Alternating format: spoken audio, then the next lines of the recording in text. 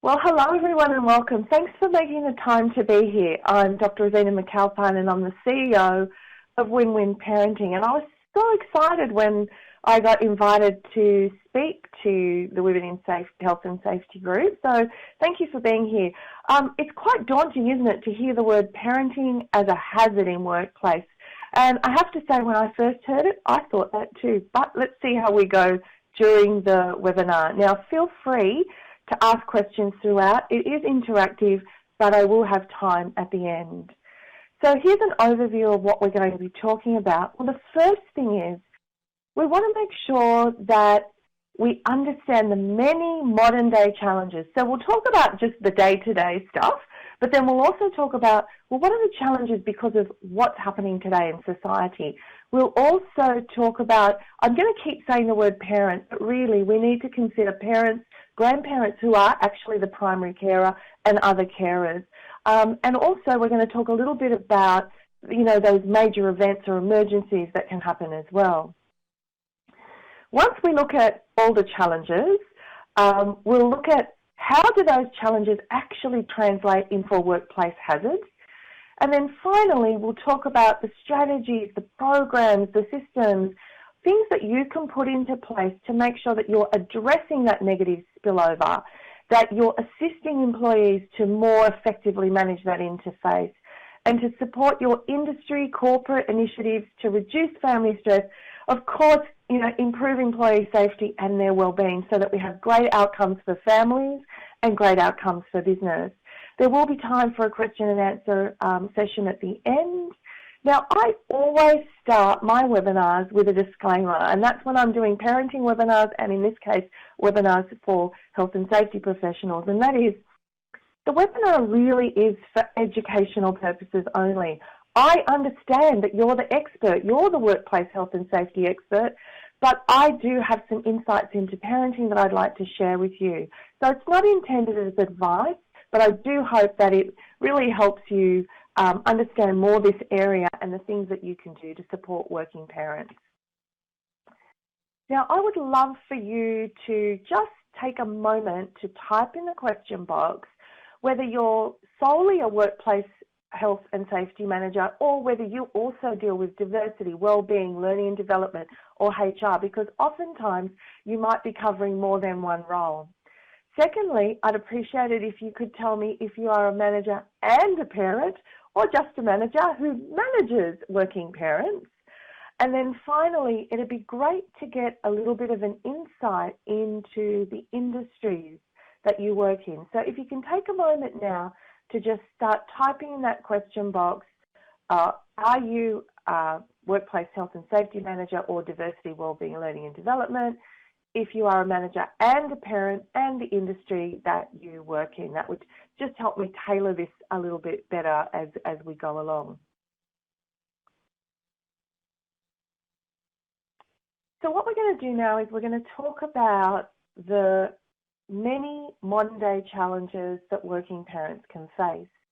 Now, thank you for those of you who are coming in. Remember that your responses are just to me. So I'm glad to see that we've got some managers and some parents, and also, as I thought, many of you are also across numerous areas. That's great. Thank you for letting me know. All right, so let's understand these, many modern day challenges. Let's start with the basics, right? So we'll just start with, what are the day-to-day challenges? Now, for those of you who are parents, this is going to come as no surprise to you, right? Mornings. Let's start with mornings. Where's the uniform? Where are the missing shoes? I've got odd socks. Where are the permission, the money, the lunches? Get breakfast in. Nobody wants to eat that breakfast. Everyone wants a different breakfast. Is the bag packed? Where is the bag? Let's quickly get out the door. And then there's that mad dash for the drop-off at preschool or school so that you're not late for work. Is anybody feeling this with me? I know that this is how our mornings can be. And then the day doesn't stop. You dash off to work, and then there's the afternoon run. You're juggling pickups, drop-offs, after-school activities, homework, projects. And I've put here the evening meltdown because usually it's not a wind down. Oftentimes kids are tired, parents are tired, everyone's, trying to get the dinner on the table, get, bath, shower, any reading before bed, and, the last minute things that need to be done. And then, you say to yourself, wow, finally, that you can take a rest. But usually what's happening is that this isn't happening in a quiet household. Does this look like your household for those of you who are parents? This is done in a situation where you've got kids complaining, kids not listening, talking back, and maybe even fighting with each other. So when we look at just the basics of parenting and working, these are just the basics. And you say to yourself, well, how do you do that day in, day out? Well, this is the way you do it. I'm a parent myself. I have a 12-year-old child. And at the end of the day, when they're in bed and they're asleep, whether you've got a teenager or a younger child, and you look at them and you say, oh, that's my child. I feel so lucky. It's, this is where you kind of regroup again and realize how lucky you might be to be a parent. And you might also be looking at a sleeping baby that's just so peaceful, and you look down and you think, some people are saying, yes, that's exactly how it is. You kind of lose all that worry and guilt and that, and you just look at that little baby and you think, okay, this is why I do it. However, now while I've just talked about the day-to-day challenges, there are many modern-day challenges that are affecting our working parents, and not every parent gets to look at their child and feel joy and love and care in their heart. We know that perinatal anxiety and depression is a serious illness. Now, what that simply means is that women who are pregnant or in the first year of the child being this perinatal anxiety in that period of pregnancy and first year can result in depression and anxiety. And look at the statistics, 1 in 5 expecting or new mums and up to 1 in 10 expecting or new dads. And so if you've got new dads and mums, this is just definitely a risk you want to start looking out for and seeing what programs do you have in place to keep in touch with your employees if they're on leave, or what happens when they've returned to work. And what we can see, these are statistics from PANDA, or the Perinatal Anxiety and Depression Australia, and for each one of these, workplace challenges, these family challenges that can have workplace implications, I'm going to try and give you a reference that you can look up further. Now, I'm going to zoom through these so that I can get to the solutions, but if you need me to stop, I am watching the question box, so just let me know. Now, parents might not have, anxiety or depression, but just simply be exhausted. They might be awake multiple times through the night. They might have a new baby. They might have a sick child or a child with special needs. I'm sure all of you, again, who are parents out there can relate to that. And what if you got through the night, then you've got everything ready to go in the morning, and your childcare fell through? Your nanny might be sick, the grandparent or family member that was going to come can't make it, car broke down, whatever it is. So what can parents do if their normal childcare is unavailable? Do we have emergency childcare? Are parents supported to be able to do that? So you can see that again, is going to be causing challenges in the workplace. Now, there's not only a negative spillover from home, situations like that, but many parents are talking about the stress of parenting when work is steeping into family life, and parents are using technology as a babysitter, and they're not spending the time they want with their children, and they feel really guilty and anxious about that. So you can imagine that that's going to have a negative impact. Now, speaking of technology, many parents, when I'm working with parents for that work-family interface and supporting them, this is probably one of the topics that comes up the most, whether there's a toddler who's tantruming or screaming or won't eat their dinner unless they're in front of a screen, or we've got a teenager who's now, addicted to gaming and won't go to school and is quite violent. These are some of the real challenges that many parents are meeting today because of modern day parenting. So what we know from the research on technology is that there are short and long-term harms to children's physical health, things like myopia, short-sightedness, poor musculoskeletal health, poor body tone and fitness, psychological health and social well-being. We know that kids who are often on technology can have mood swings and emotional meltdowns, and they can have inappropriate social behaviour. They can be more anxious and depressed. We know that they can be aggressive and violent. So imagine if you're a parent and you're trying to, tug a war with a child with technology, or you're, arguing with a teenager. Now, if you have a look at the little quote that I've got there, the American Psychological Association in 2015 stated or resolved that the link between violent video game exposure and aggressive behaviour is one of the most studied and well-established links in the literature. So they made a resolution that we need to inform parents, teachers and children about the potential harms. And you can see that parents are dealing with this while still trying to manage work and family. Now, one of the outcomes that we're seeing more and more of is that our children are suffering from mental health issues, anxiety, depression, self-harming, suicidal thoughts, attempted suicide. And if you look at the statistics from the Black Dog Institute, it's common, it's prevalent. This is not, really low numbers. We've got 13.9% of 4 to 17-year-olds with a mental health issue. We've got 21%, that's 1 in 5 kids between 5 and 19 with serious mental illness. So obviously in your workplaces, you're going to have, potentially quite a large number of working parents.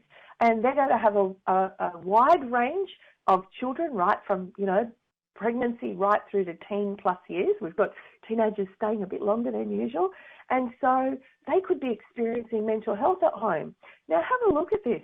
If you're a parent and you're trying to deal with a mental health issue with your child, you're not a psychologist, you're not trained in this, you're not a coach, of course this is going to have a negative impact on your mental health, your family's mental health and well-being, and the physical well-being of your family. So you can see that, these parenting challenges, these modern-day parenting challenges are putting extra pressure on working families. Now, one of the reasons that children are suffering anxiety, depression, suicide is because of bullying. We know that it's hard to measure exactly how much bullying is going on, because if you look at that last statistic, 64% of children who are bullied do not report it. So we don't even know the full extent of children that are being bullied. But reports range from about 1 in 5 children to 1 in 3 children. So again, pretty much you can guarantee that some or many of your working parents are trying to support their children through bullying. And now we don't even just have face-to-face bullying, we've got online. So that bullying can be like almost 24/7. So there's big challenges there as well. One of the reasons someone can be bullied is because of being obese. And we know that 1 in 4 children are overweight or obese, according to the Australian Bureau of Statistics. Now, that obviously has a negative impact on the whole well-being of the child, their physical well-being, their psychological well-being, their social. And they might say, I don't want to go to school because they're being teased, or it affects their mental capabilities, their physical capabilities. Now, school refusal is something, can you imagine that you're a working parent, you're trying to get out the door and your child is refusing to get out of bed, to get dressed, to go to school? What do you do? What do you do then? You can imagine the amount of stress that that's going to cause first thing in the morning. Now, students might not be wanting to go to school or have challenges at school because of racial discrimination, because they can't make friends and they feel lonely and isolated. Perhaps they're not doing well at school academically. They might have a learning difficulty or just struggling to learn the material. They're not crazy about their teacher. What if there's behavioural issues and the parents being called up to the school all the time? Imagine how disruptive that is to your mental well-being and also to your workplace when you're having to be called out and meet up at the school or even come and collect your child and bring them home. I hope, can I just, they could be anxious about exams and they could be stressed about doing the HSC. These are all things. Now, I just want to do a check-in. As you can see, I've listed lots and lots of challenges here.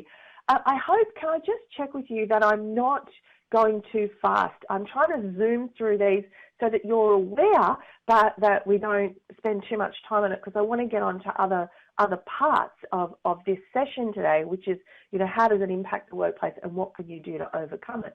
Is everybody following along? Is this going too fast for you, or are we okay at the pace that we're going? I'd love you just to check in with me and make sure that everything's going fine. Oh, thanks everyone, that's great. Okay, I'm glad. All good, not too fast, great speed. Perfect, I'll keep going then. So what's this all about? Basically, as a manager responsible for employee safety and wellbeing, I'm hoping that this webinar is helping you better understand the full extent. So obviously you're all aware of this. You know these issues are happening because you see them in the media, you see them in your own family, you see them in your workplace, but when you put it together like this, when you're saying, and bullying, and technology addiction, and mental health issues with children, and the day-to-day parenting, and problems at school, do you see what I mean? You can start to see that, more than likely your parents who are working in your organisation, your carers, your grandparents, are going to be facing some of these challenges and are going to need support. So the next thing we can talk about is some parents are going to be same-sex families, and of course that's going to have its own set of challenges. There also might have parents who have children who are exploring their sexual orientation, that are not clear on their gender identity, and they might have confusion and internal conflict. They might have negative treatment, responses by family and friends. There might be, homophobes, biphobia, transphobia going on, and discrimination.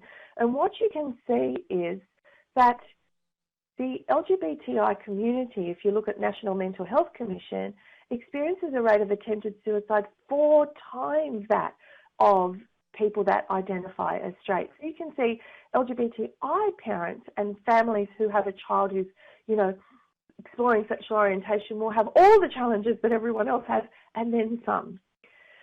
Now, during those teen years when you're exploring your sexual identity and your sexuality, raising teens can be so challenging.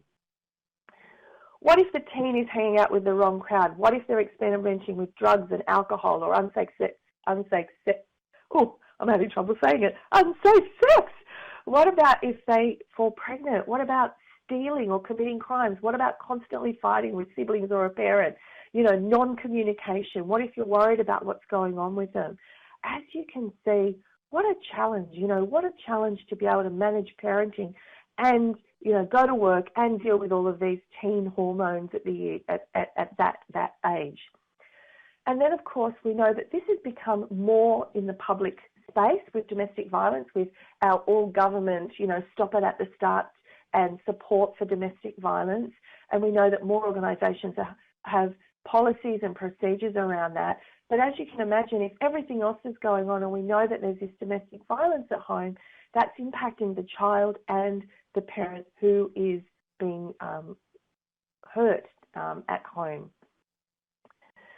Now, domestic violence, of course, can result in homelessness, separation or divorce, and what we know from the Australian Bureau of Statistics in 2017 is divorces have increased by 5.2%.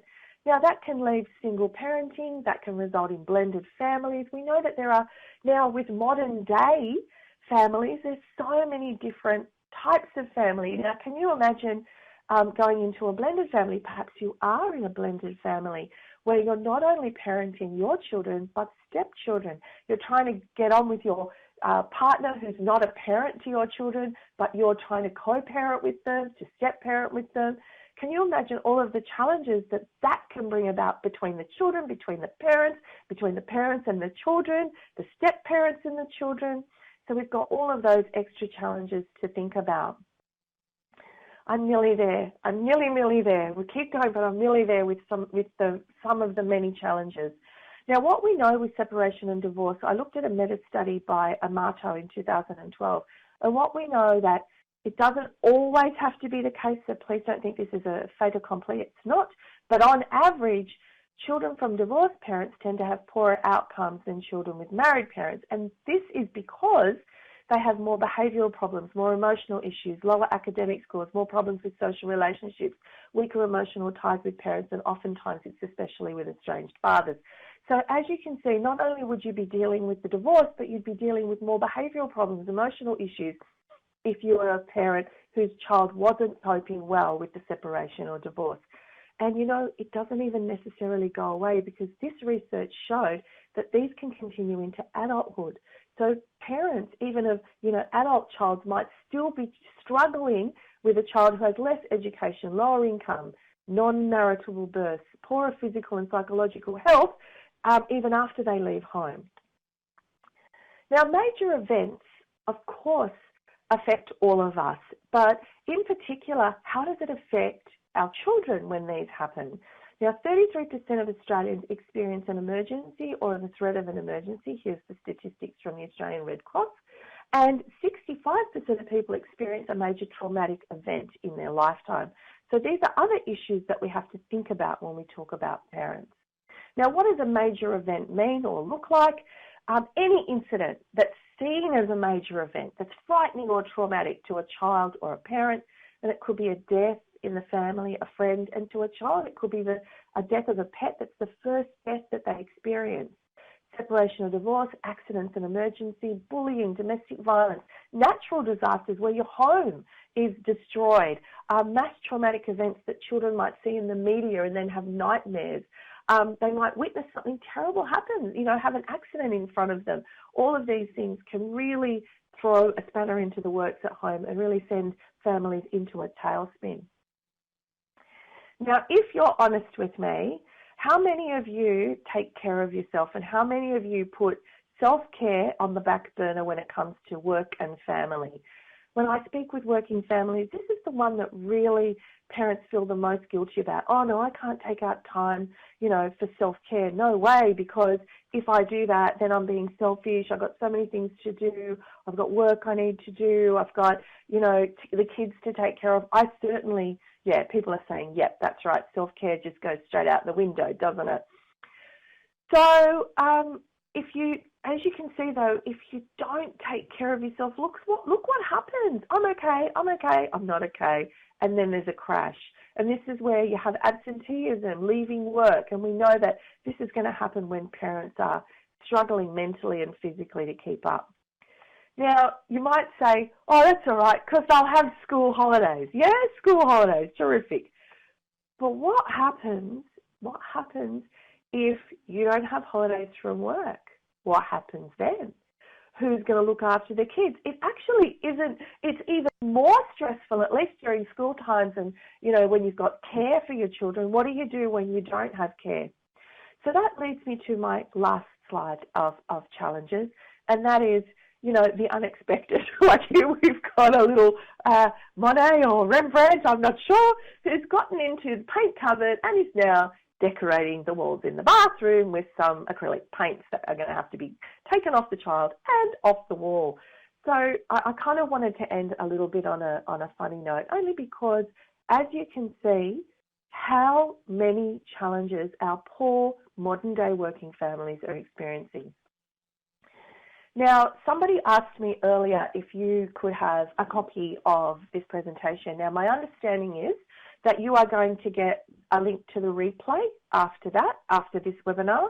But I've also prepared a comprehensive downloadable guide. You're going to be able to get a link with the replay. So it's basically summarising the main points in a comprehensive document with the references, so that you can go and look at more if you've got a specific problem that you want to challenge. So please feel free to download that at the end of the webinar. So step one was to tell you about some of the many, and there are more, like I'm sure that you can all think of some that I've missed. And if you have and you want to type it into the question box, please do so. You know, obviously I want to keep updating this and make sure it's as comprehensive as possible. But if you can see some I've completely missed, then please feel free to add them. Now, how can we see parenting as a workplace hazard? You might say to yourself, well, that's a bit of a strong word. How do you mean parenting is a workplace hazard? I know it has a negative impact, but hazard? Really, Rosina? Hazard? So I just want to talk this through to give you some ideas of why you might want to see it as a hazard. Now, we know that in an ideal world, parents manage their work and family life as best as they can so that they can succeed at home, feel like they're good parents, family's going well, they've got reasonable exercise, nutrition, well-being for the family, and have time to come into work and feel inspired to do great things, right? Now, as a work health and safety professional, you know that that's not always the case. And so you have many programs, and I can see, your protective hands, your policies, your procedures, your programs that protect your employees. Now, in this specific case, how are you protecting, looking after, supporting, enabling all these different kinds of working families, whether they're, your traditional two-parent family or a blended family or a same-sex family or a single family or a divorced family or a grandparent who's parenting? How are you supporting these families in the same way that you would support someone with mental health illness, in the same way that you would support someone with financial challenges, with domestic violence? How are you as a workplace and health and safety professional supporting that? Now, the reality is, as you saw from those many, many challenges, family challenges and stress are affecting employees with children. Now, employees, carers, grandparents bring their whole selves to work. We can't compartmentalize. We have a heart, we have a mind, we have a being, we have a spirit, and it's impossible. We're not robots. We don't just switch off and go to work and then come home and switch back on. So what we know is that there is a negative spillover at work. We know that there can be a workplace hazard when parents are not managing parenting effectively at home, and it's having an impact on their well-being. So let's look at that in a little more detail. The negative impacts when working parents can't cope are, first of all, increased absenteeism. As I said to you, if you're not coping, if your child's not coping and you have to stay home to help them, they might have to have stress leave. They might even decide to leave, like turnover, because it's just too much. I came into work, but I can't do it. They might say, I can't afford to leave. I can't afford to miss a day. So they come into work exhausted, worried, feeling guilty, distracted, and stressed. So there's decreased employee well-being, and there can be physical health issues and mental health issues. Now, we know any employee with a physical health issue or a mental health challenge is going to lead to an increased risk and an increased cost for the organisation. So let's look at it from an obvious point of view. Like, obvious, if it's dangerous and costly, if you've got an overwhelmed parent who's operating machinery or vehicles, they can obviously have an accident, they can, hurt themselves, hurt others, lives can be destroyed, equipment can be destroyed, all sorts of things can happen. So that's obvious, right? What's generally not so obvious is what happens with professionals who are not operating heavy machinery, who are not, driving cars or, operating, vehicles.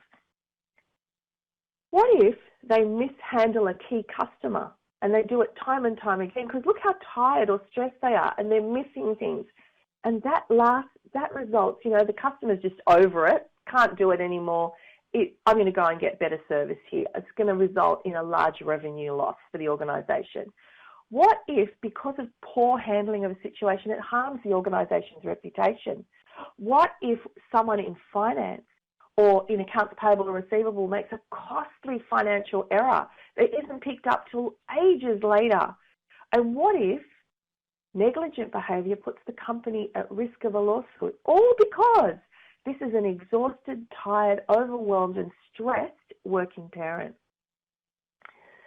What if parents come into the organisation and they're there, but they're not there? We've all heard of the term presenteeism, where employees come to work, but their levels of productivity are much lower. So it's very costly. We're paying a full salary to this person, but they are not doing a full day's work. Their cognitive abilities, their physical abilities are so far reduced that they're not doing a good job? And what if stressed employees affect workplace culture? What if they're short-tempered with co-workers or clients? And what if they harm relationships? What if they're distracted and unproductive? And that means they're putting extra pressure on other employees who are trying to do a good job. What if they fail to meet important deadlines that affect team success and organisational culture and revenue generation? What if these parents are just, responsible for one or more workplace complaints? And we know how costly that can be when you've got to start doing investigations and supporting teams to work better. So are you starting to see how dangerous and costly, and actually it is a workplace hazard, that if parents are not managing at home because of these many challenges, that they could develop mental health issues, physical health issues, and have to go on stress leave or even leave the organisation, which we know employee turnover and absenteeism is so costly to an organisation. Now, you might say to me, well, that all sounds good in theory. What is actually going on? Well, fact of the matter is we've got some statistics on this. Now, when we look at the Australian Psychological Society Stress and Wellbeing in Australia survey, we found out that family issues are one of the leading causes of stress, second only to financial stresses. And there was a very recent study in the UK that was just saying that families are burned out. They're not managing, like 9 out of 10 families are saying we're not managing work and family. 1 in 3 families are saying I'm burned out. 1 in 5 families are saying they're not taking extra responsibilities and roles because they just can't meet the demands.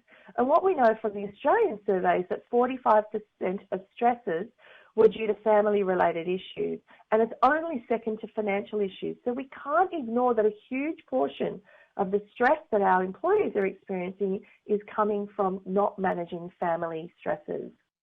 Now, that negative spillover in the workplace is not just costly for families, it's costly for employers.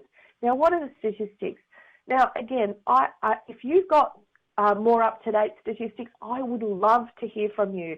But Medibank's The Cost of Workplace Stress in Australia is one that I see all over the place cited. I use it myself because it's one that I know a lot of people are aware of. And even back then, this is back in 2008, imagine what it is now in 2019, they were suggesting that for Australian companies, employee stress is estimated to cost employers over $10 billion a year. Now, the question then you can ask yourself is, how many working parents have you got in your organisation? What are they costing your organisation? And is it, here, if we do nothing about it, imagine how costly it is. So to do nothing to help our working parents who might have mental and physical health issues, who might be struggling with all these modern day challenges, who might just need that little bit more support to be that little bit more productive instead of coming to work tired and frustrated and not being able to work properly. Maybe what can we do to help them, because it's very costly. Remember, we always know stitch in time saves 9, ounce of prevention is better than cure. Sorry, I'm not very good at these anecdotes, but these sayings, but you know what I mean. Prevention is always better than cure, and, let's not, stitch in time saves 9 times type thing. So the first thing I'd like you to do now is, I know, I'm positive. For sure, yes, you've got some workplace programs right now in your organisation. Can you take a moment for me to please type in some of the workplace programs you've got that would specifically support working parents? So what are the programs that you've got that specifically support working parents? Let me just see what you've got going. Okay, so please continue to type those in. Are you helping your organisation to proactively address the negative spillover? Are you assisting employees to be more effective to manage that interface? Do you have, my last part of this remit is to talk about how you can do that. So what are some of the programs that you've got? Great, so we've got flexible working arrangements. We've got a breastfeeding policy. Fantastic. These are some of the things that come out. There could be a transition to parental leave and then a return to work. There could be, lots of different policies. There could be a work-life balance, a diversity and inclusion program, all of these things, a family and community services and carers leave policy. Excellent. So we're starting to see that, organisations are doing that. But you know what? One of the most stressful things for employees is that they believe that my workplace doesn't understand, and this can be especially difficult for organisations. Some people are saying we have an employee assistance program. Yes, that's excellent, and some organisations do offer employee assistance programs where employees can go and have mental health issues. They can go and talk to a psychologist, but oftentimes, do you know what happens? What happens is that the children might be stressed as well, and they can't see EAP providers. I think they only allow children over a certain age.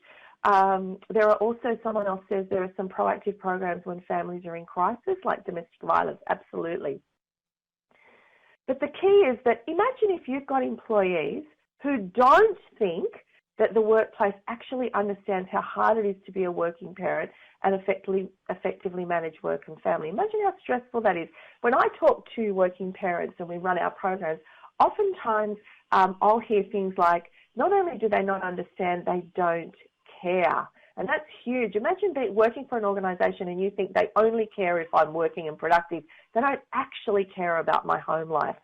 So strategy one, what is the strategy you can do? Well, the first thing is, and I know this makes a huge difference to corporate culture, is when workplace health and safety professionals or HR professionals or diversity and wellbeing professionals proactively demonstrate to employees in multiple ways that they understand the negative impact the family stress has on employee performance.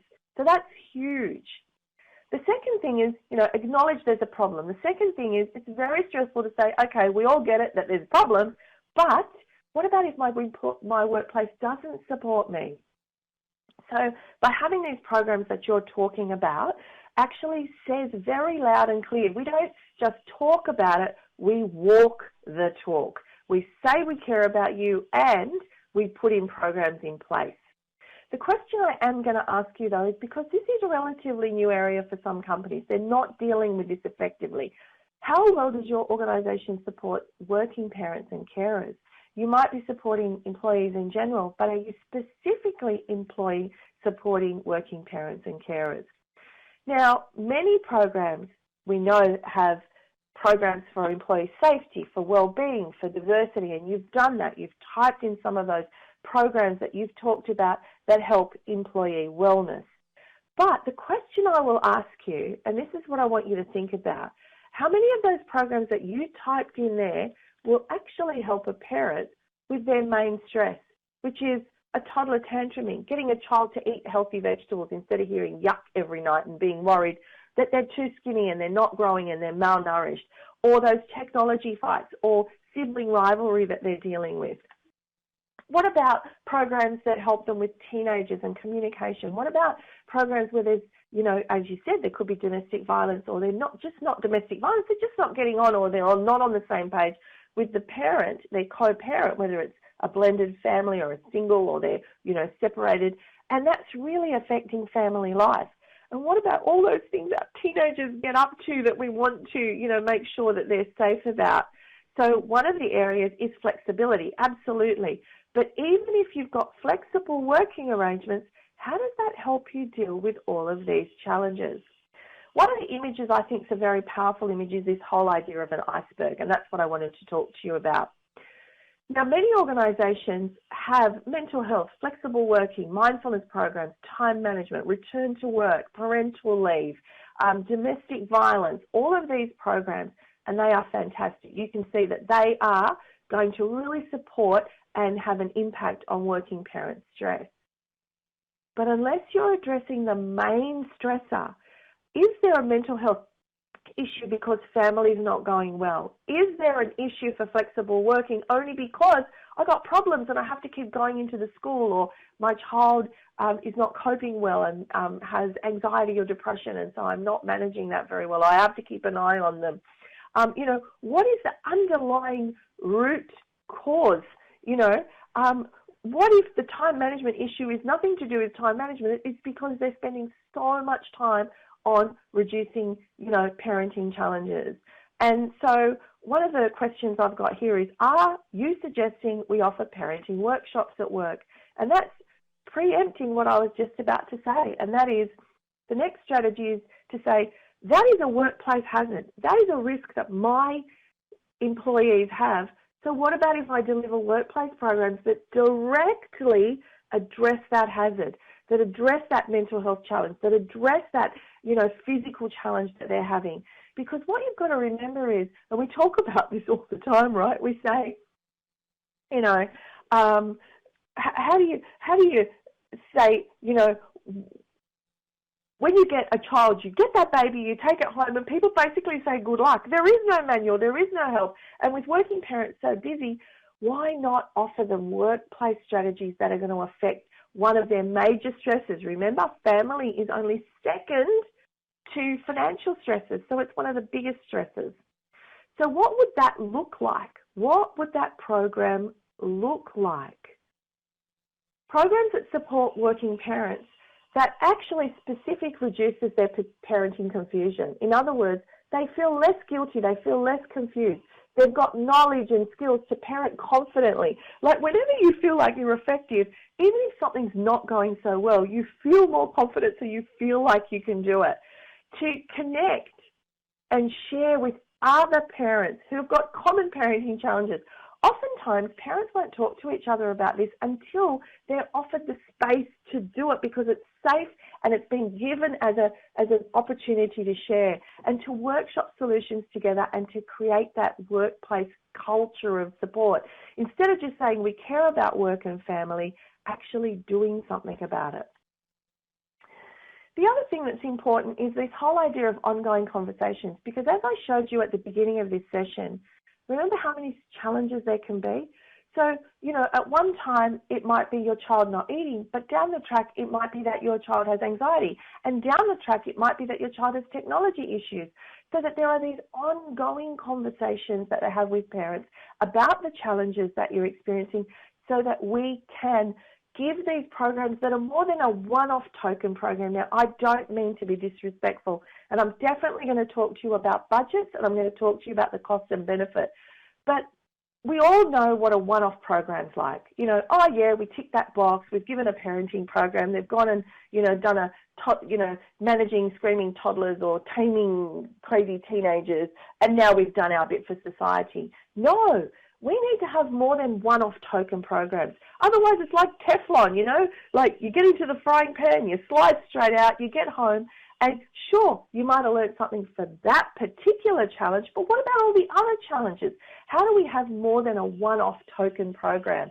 And that is by involving working parents in the decision-making about programs. What would benefit them most? Surveying. Which modern-day challenge are most relevant right now to the most employees who have children or caring responsibilities? Maybe support and fund parents and carers employee networking groups. Fund them. And I've worked in many organisations like, Macquarie Bank, for example, has parents and carers. KPMG has them. So these are some kinds of organisations that go, hang on, we realise that you need a networking group, and we're going to fund you and we're going to support you with programs. So strategy 4 is to deliver, and this is important, cost effective. We get it. I get it. You haven't got a budget for everything. I absolutely understand that. But the question is spending a little bit on prevention going to be much better than cure? Is it going to change your workplace culture? Is it going to change parents' ability to deal with their parenting challenges and be more effective at work?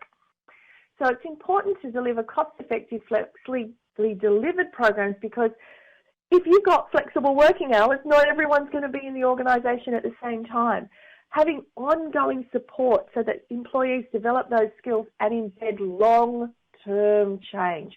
Remember, if parents change long-term over time, they're going to be in so much more of a better position to be able to have a greater impact at home and at work because they're learning over time.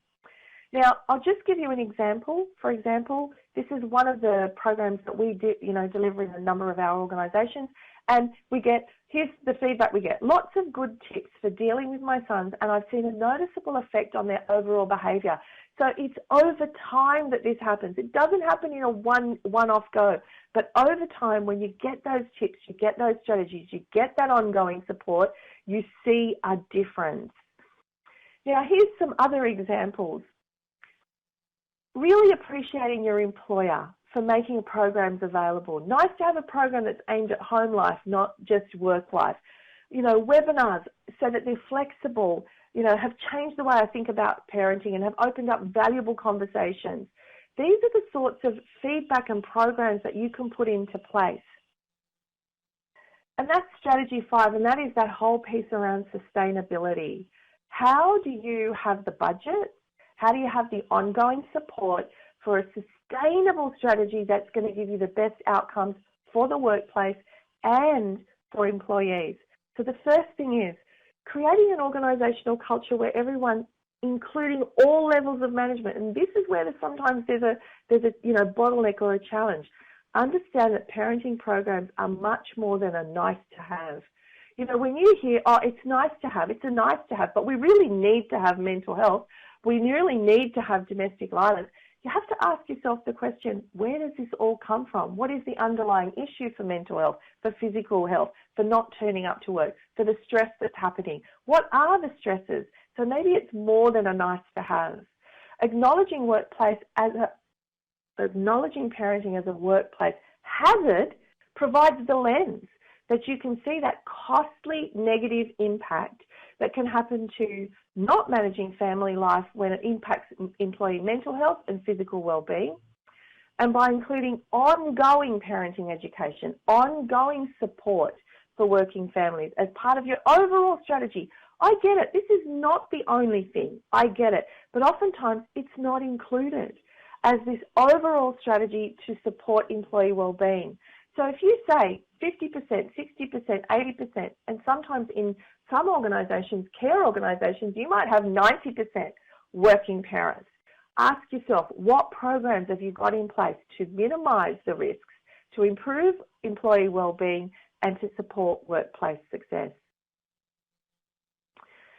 So the good news is that, do you know what? The budget doesn't have to just come out of workplace health and safety. Parenting programs can come across any corporate social responsibility initiatives and budgets. And I hope this helps you a little bit think more widely, which is why getting a whole corporate strategy rather than just a workplace health and safety, a well-being or work-life balance budget, or a diversity budget, or a learning and development budget, or an employee benefits. Why not have parenting upfront, workplace programs for parents upfront as part of all of these budgets, sharing these costs so that it's not a burden on any one particular area in the organisation. Now, I would ask that I've spent now 50 minutes talking about all the hazards, all the things that you could do, strategies. Is it okay if I just do a couple of slides on the programs that we deliver, so that you can see some of the programs we deliver and how the success that we've had in organisations that results in those comments that you saw earlier. So I hope you don't mind me spending just 2, 3, 5 minutes on programs, and please feel free to ask your questions. I'm still here looking at your questions, so if you've got any questions, please ask. So we deliver flexible parenting solutions, and it's called Win-Win Parenting because it's specific about dealing with parenting issues, just parenting issues, so that parents, working parents, carers, grandparents can do better at home so that they can do better at work. So we do it in 2 ways. First way is we use workshops face-to-face to create our foundational knowledge. Now, the foundational knowledge is, how do you just deal with day-to-day parenting? How do you get an approach to parenting that no matter what arises, whether you've got, a child not eating, or a child you have to peel off your leg in the morning to drop off at daycare, or a child that every time you take them to school cries all the way in the car, or a teenager who you can't get off social media, or who's being bullied or is feeling anxious, that you can deal with all of these with an approach that you've got the foundational skills. And we deliver that in a 2-hour or a 3.5-hour more comprehensive workshop in-house in your organisation. Then after that, once you create that understanding, that foundation and that commitment, then what happens is we've got a 6 to 12 month webinar program and an online program. So that means whether you've got parents who are remote, whether you've got parents working at home, whether you've got parents who have a problem this month but not next month, or didn't have a problem this month but do have next month, they can have added additional support to all these modern day parenting challenges. What happens if their child's being bullied? What happens if they've got technology addiction? What happens if they need to help them manage their emotions, and so much more. And of course, there's a resource centre that parents can access the webinar replays and downloads as well, so that there's 24/7 access to specific responses and support on specific issues. Now, here's an example of what our 12-month webinar program can look like, but some organisations prefer it as lunch and learns. They prefer that this 12-month program has an ongoing relationship. So, for example, there are a number of my clients that I come back in every month or two to deliver workplace lunch and learns, as with our team. We've got a team that can deliver them in Brisbane, Melbourne and Sydney, and we also fly to other states. So we've got a whole team that can deliver lunch and learns for these webinar programs. So let's look at these briefly. At the beginning of the year, we start with routines, guides for starting the year on the right foot. We then talk about how you can relate to your child with communication. We talk about how do you bully-proof your child in March, technology and children, making sure it's safe, thriving as a family. So what do you have to do to have a family that thrives, toddler to teen, rather than survives? How do we, help children manage their emotions? And I can tell you that parents often find that it helps them as well. So as you can see, these are a whole load of topics that ends by mid-December with how do you make the most of the school holidays? What can you do to keep the kids entertained and making sure that you're managing work and family? What's unique about our program? Well, it's an approach. Instead of tips and tricks, parents learn an approach that they can use toddler to teen. We teach that in our foundational programs. So it's more than just tips. We have a program that's more than one-off. It's comprehensive. It supports parents long-term for long-term change, and it's research-based, and we know because thousands of parents have completed the programs that they're effective. And we don't use discipline, rewards and punishment. We use an approach based on empathy and education, life skills education. So parents get to see a new way to parent. So what's the big deal about that? Well, if you nurture loving relationships and teach your children life skills at home, you feel like a better parent. You have calmer parenting and you feel more in control. When parents do better at home, of course, they're going to do better at work. So thanks for indulging me for that, just 5 minutes to tell you a little bit about our programs. Now, I'd love if you've got any more questions. I'm very happy to answer who we work with, any more details about our programs, any issues that you've specifically got in your organisation.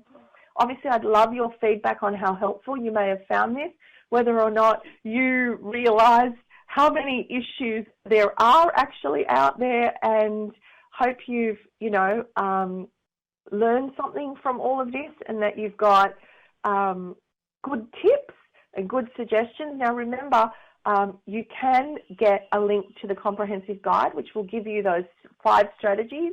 It will also give you all the challenges, and there'll be a little bit of information about our programs. So what's the one thing that you're taking away from this webinar? We've still got 5 minutes to go. Do you have any more questions? Is there one specific tip you'd like me to go over, or any information you'd like me to deal with? So what sort of questions might you have that I could support you with? Okay, so just coming in, that's great. Oh, that's a great question. Often professionals are exposed to, this is a great question, to accidents. Now for first responders, now we have run bespoke programs for organisations that have first responders. So, for example, we ran a bespoke program for New South Wales Police because of that exact thing. Now, first responders often see lots of horrific things, and so it has a negative impact on themselves. Having programs in place where there is an EAP or someone within the organisation that can help, professionals manage their own stress so that they're not taking it home. Now, for example, I'll give one example with police. For example, one of the challenges that parents were having was that children were scared that there was something going to happen to their parent as a police officer, because the parent had said, I go out into the world and I catch the bad people so that the bad people can't hurt the good people. And of course, the child said to the parent, but what if the bad people get you? What if you get killed? What if you die? So just having language that first responders can have with their children to make sure that they're not, once they've manage their own stress and they've got help with their own stress, that they're also being able to support and manage their children. An example would be to say to a very young child, as a police officer or a first responder, anyone who's a first responder, my job is to keep people safe in the world. And we have lots of rules. So, for example, you might know that we have crossways, where there's a green man and a green person and a red person. Let's not be gender specific here when you're going to cross the road. And we have traffic rules to keep everybody safe, and we have laws to keep everyone safe. And what people in the police do, like me, is make sure that everybody's safe. So that's quite different to saying, I catch bad people, or I get to, be in very dangerous situations where I fight fires, or I go and help people whose roof's blown off, or I'm an ambulance person and when I drive really fast on the road, I might have a car accident. So very, helping parents understand their own stress and supporting it. And I hope that's helped answer that question. The next question I've got is, what tips could you provide to someone with no children to provide support to others with children? That's a brilliant question. So one of the things that can make a huge difference is just having time out. So by being able to say, look, why don't you just go and lie down for a bit? Why don't you go for a walk? I'm going to stay here and play with the kids. And if there's a worry with quid pro quo, because oftentimes parents can be like that, you can come up with some idea that doesn't add extra stress. But for example, say, well, I really love your chocolate cake, and when you get a chance, you can cook, you can bake me a cake. So you can do that quid pro quo, or you can be sneaky and say things like, look, I'm thinking about having kids, or I haven't got kids yet, but I really love to know what it's like about, so you're doing me a favour. We can be really careful and caring with the way in which we do that. Now, we do only have 1 minute left. I would love your feedback. If you've got a few moments now, just to give you feedback and let me know if this has been helpful. Obviously, I wanted this to be as helpful as possible for you understanding the many risks, the many challenges, the fact that we really need to change our mindset if we're going to support our working parents, make it a whole organisational approach. Now, there are many organisations doing this, so it's not like, this is something that's very new. I'm just going to quickly just flip to a slide here to show you. Here's some of the large organisations that we work with Win-Win. So there's banks, there's financial, there's building.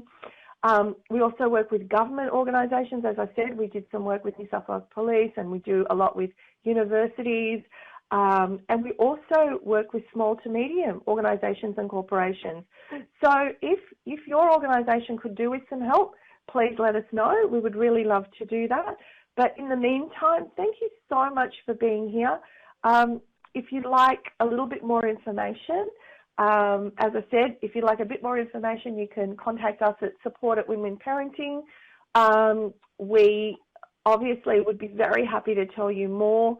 Thank you for those of you who've chimed in and said it was a good start to a bigger conversation for health and safety profession. And I think that's the case. And if I can help in any way, please know I would love to continue this conversation with you. So thank you everyone for being here. Make sure you download the comprehensive guide. Please give feedback if you can after the webinar, because obviously we want to make this more and more and more helpful to you. So thanks everyone.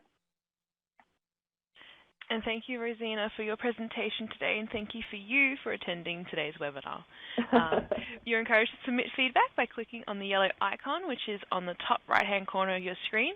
You're also all going to be redirected shortly to the survey. We thank you in advance for your feedback, and we wish you all a great afternoon.